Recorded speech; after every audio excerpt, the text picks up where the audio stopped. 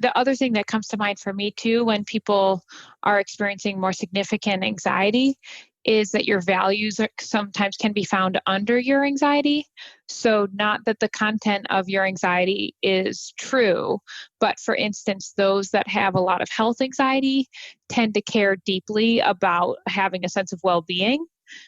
So, rather than compulsing about and doing lots of reassurance seeking, researching, or compulsive behavior around their feared outcome related to health, we can try to help them facilitate things that would increase their well-being.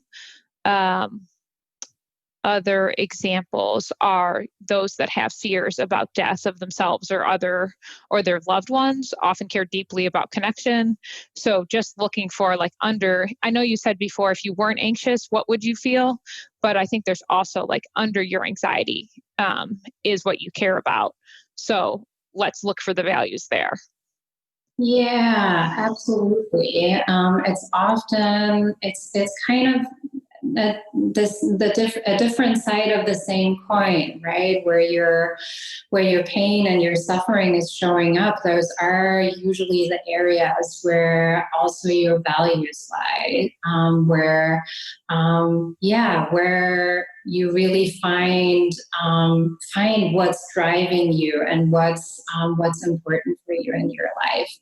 Um, I also I like the example of when we think about people with scrupulosity, for example, or religious compulsions. Like you wouldn't be really upset about maybe doing something that goes against your faith if your faith wasn't like really important for you, right? So, Yeah, and that also, yeah, it shows how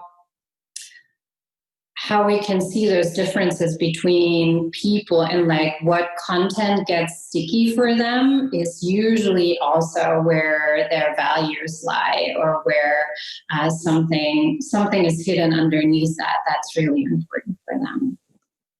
totally agree. Well, in awareness of our time, was there anything else that was coming to mind when you listened to the sessions I had with Jim?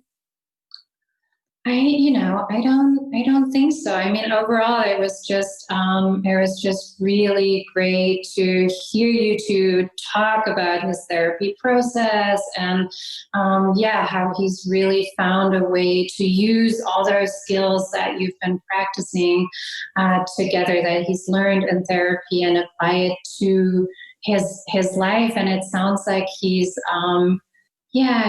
really taking a lot of actions right now that are orienting him toward what is truly important for him. And it sounds like his life is much more enjoyable and meaningful to him now. And less under the control of I need to get rid of those feelings, or avoid any kind of internal struggle that's showing up for him. So that it was just really, really great to listen to.